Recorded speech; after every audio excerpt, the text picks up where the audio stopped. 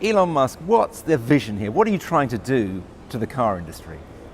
Well, I'm trying to accelerate the advent of sustainable transport, so try to get the car industry to move towards electrification faster than they would otherwise move. So the fundamental value, long-term value that I see for Tesla is serving as a catalyst to accelerate the transition to sustainable transport. Why electric cars? Why is that important? Well, electric cars are zero emission at the car level, so they're not producing CO2 or nitrous oxide or sulfur oxides or any of the sort of the noxious gases that any kind of combustion engine car would produce. And so if we can have sustainable energy production and combine that with electric cars, we have a long-term sustainable future. And how's that going? I mean, you've made a deal of progress, but do you see us all having electric cars in 10 years' time, or is it going to be always a minority pursuit? No, I think all transport, with the exception of rockets, will go fully electric. So that's why, I mean, I see the value of Tesla as an accelerant, as a catalyst in that transition. I think Tesla, maybe when one looks back on it from an historical perspective, it might accelerate that transition by a decade, maybe more. Now, this is a great car, it's an exciting drive, but at the moment, it's just for the rich, isn't it? Is this really going to mean anything for the mass market? Yeah, I mean, the Tesla strategy from the beginning has been to start off with a low-volume, high-priced car. That was the sports car that we first did in partnership with Lotus. And then we have the Model S, which is kind of a mid-priced, mid-volume car. And actually, when you look at the price of the Model S, inclusive of the cost of petrol, it actually is a lot more competitive than you'd think. I'm not going to be able to afford one of these, and nobody I know is. Well, I think it's certainly not a low-priced car. I'm just saying that if you were to lease or finance the car and compare the lease or finance cost with a much lower cost of operation of an electric car, your monthly cost of transport is a lot more competitive than it may seem at first glance just looking at the price of the car. But are you on the road to producing a model that far more people could aspire Yes. to? So the Model 3, that's the third part of our strategy, which is to produce a high-volume, low-cost car, and we expect to be in production with that at the end of next year. Is that all on schedule, and what are the ambitions for that car? Is that the one that will really make this revolution that you've been talking about happen? No question, in order to have a substantial effect on transportation, we have to make the cars affordable. So I think the Model 3 is extremely important as part of that strategy. Unless there's an affordable car, we will, as you alluded to earlier, only have a small impact on the world. So we need to make a car that most people can afford in order to have a really substantial impact. How important is it for you that people's lives are changed in this way? Obviously it's important for this business because you've lost a lot of money so far. You need to have a mass market car. But is it important for you as a thinker that people have electric cars, that sustainable vision comes true? Yeah, absolutely. I mean, like I said, the whole point of Tesla is to accelerate the transition to sustainable transport. If we could have made an affordable car right off the bat, we definitely would have. It's just that it takes time to refine the technology. When you think of any new technology, it takes multiple versions and economies of scale in order to make the technology accessible to the general public. I mean, you can look at, say, cell phones. In the early days of cell phones, they were very big and heavy and very expensive. But with successive design iterations and scaling up the production, we've brought it to the point where for $100 you can buy basically a supercomputer in your pocket. How soon will most people have an electric car? Is this a very long-term vision, or is it going to happen soon? Well, I think it's going to happen sooner than people think. I mean, the typical curve of new technology adoption, it's like an S-curve. So it starts off quite slow, and generally people tend to base their predictions on a straight line. as opposed to a curve fit. But when you have an S-curve of adoption, if you make a straight line extrapolation at the beginning of that S-curve, it's always going to underestimate the actual adoption rate. But if you look at, say, what Tesla's doing, every year we are doubling our total cumulative production. So at the beginning of last year, we had 50,000 cars in total on the roads worldwide. And then last year, we produced another 50,000 cars. So the total fleet of Tesla vehicles doubled last year. And it will approximately double again this year. Meanwhile, Detroit, the traditional motor makers, seem to have woken up. Is it not true that the likes of BMW are eventually more likely to bring electric vehicles to the masses than Tesla? Well, I say more power to them. I would certainly encourage their actions on electric vehicles. And for all manufacturers, I hope they produce as many electric vehicles as soon as possible. That's the right thing for the world. What do you think their record has been like so far? Has Detroit and the traditional motor industry been caught napping?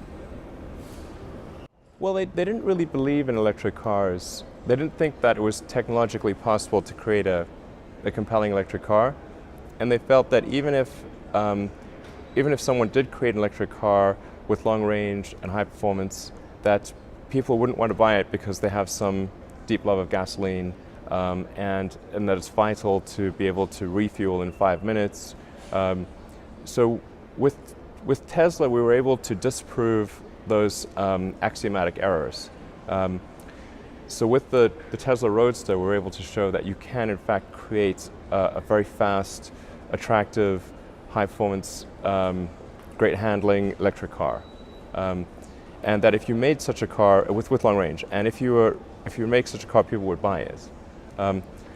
So with the Tesla Roadster, in fact, that's really what got General Motors to do the Chevy Volt, and Nissan to do the Leaf.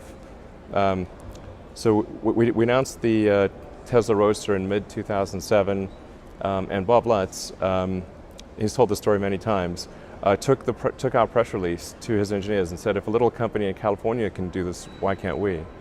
And that's what got General Motors to do their electric vehicle program, which in turn encouraged the other manufacturers to do electric vehicle programs as well. But those programs, for the most part, have been, or really, I'd say almost entirely, with the exception of maybe the Leaf, have been quite low volume, and more inclined towards satisfying regulators. But now I think we are seeing a change, because people are seeing that Tesla is able to sell quite a few electric cars in a normal car segment, in the premium sedan segment. In fact, we were the best-selling car in our segment in the United States last year. So more than Mercedes or BMW or Audi in our segment. The technology industry generally suddenly seems incredibly enthusiastic about getting into the motor industry. We've obviously had Google with its self-driving car. Right. Do you see that continuing, and do you see Apple building a car and that maybe being a threat to you? Well, I think I would encourage more participation by whoever it is to create electric vehicles. It's quite hard to do, but I think companies like Apple will probably make a compelling electric car. It seems like the obvious thing to do. Are you betting that that's going to happen? Have you heard anything? Well, it's pretty hard to hide something if you hire over 1,000 engineers to do it. So you think Apple is serious about it? Yeah, I do. This is an open secret. And will that be a threat to you, or will that just expand the industry? I think it will expand the industry. Certainly Tesla would aspire to still make the most compelling electric vehicles. That would be our goal. while at the same time trying to help other companies make electric cars as well. So, for example, last year we open sourced all of our patents, so anyone can use any of our patents for free. You've also been a leader in autonomous driving, in this road to the self-driving car. How far do you think that's going to go? I mean, I think the two biggest revolutions in transport are electrification and autonomy.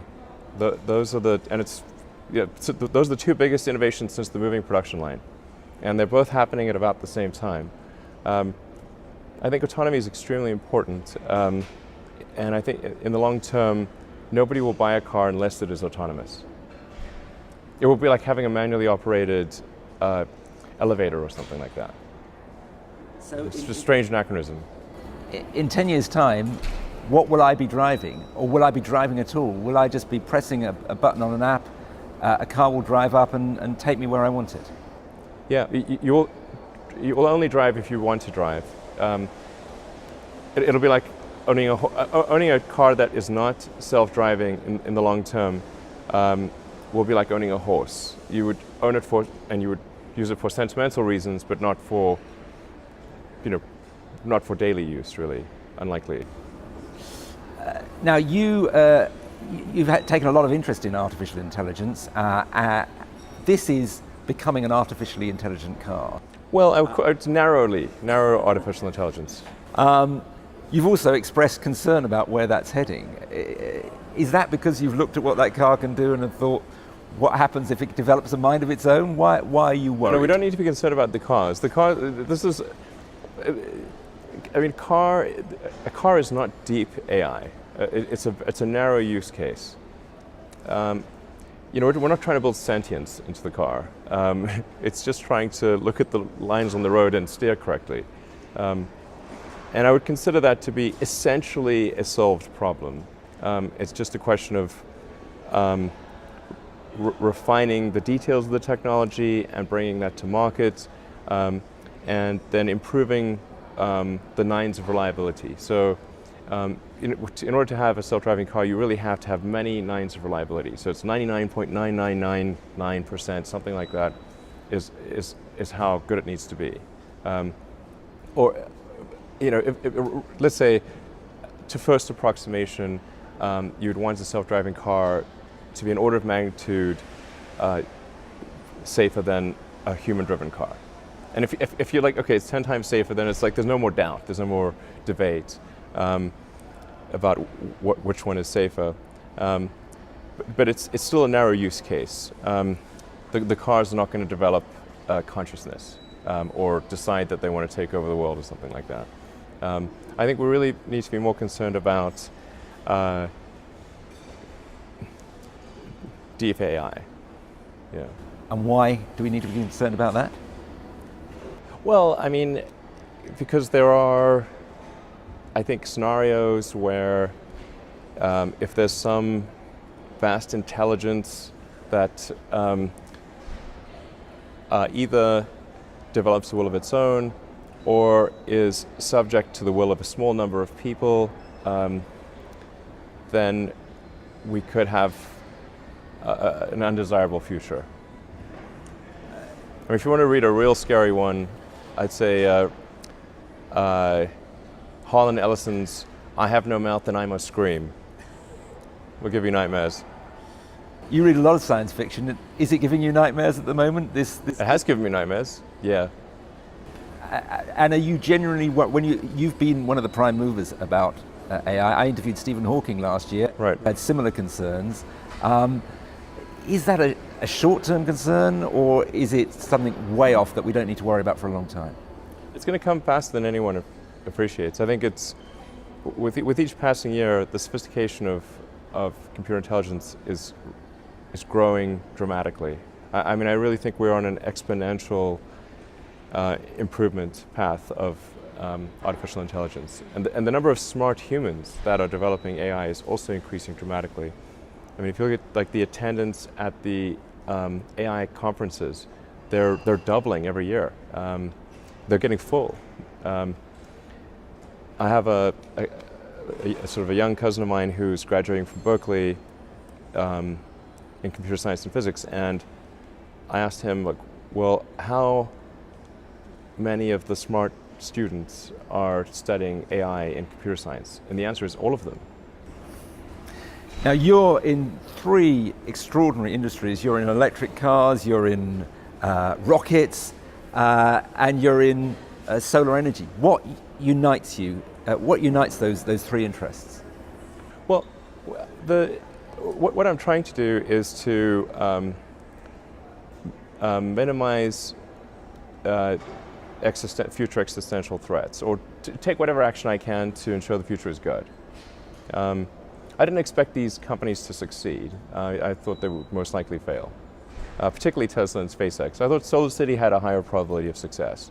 But in the beginning, I thought SpaceX and Tesla maybe had a 10% chance of success. And so I'm quite surprised, really, to see that that we're alive. It's great. I wasn't expecting that. And are you now more confident that each of them will be a success? I do feel as though they've reached a level of progress that makes it unlikely that they will die in the near term.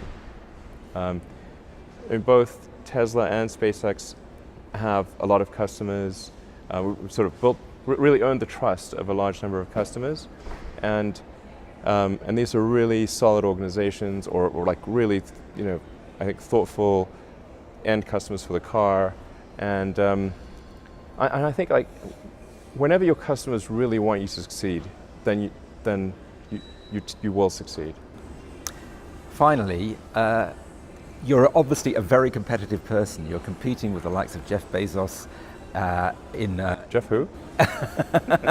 in rockets. You're competing with Detroit in the motor industry. You're competing with regulators when it comes to SolarCity. What drives you? Is it just I am right and they're all wrong? Well, no. I mean, I actually really take the position that I'm always to some degree wrong, and the aspiration is to be less wrong. We're always to some degree wrong. It doesn't matter who you are. And I think trying to minimize the wrong-headedness over time is that, I believe in that philosophy. I mean, I think there's some things that are important for the future: sustainable energy, obviously, sustainable transport, ultimately becoming a multi-planet species, and traveling out there among the stars. I think those are great things. Those are the things that make me like the future or be inspired about the future. Whereas if those things don't happen, the future, I think, looks quite dim. I just feel quite fortunate that we've made the progress that we have on those fronts, and we'll aspire to make more progress in the future.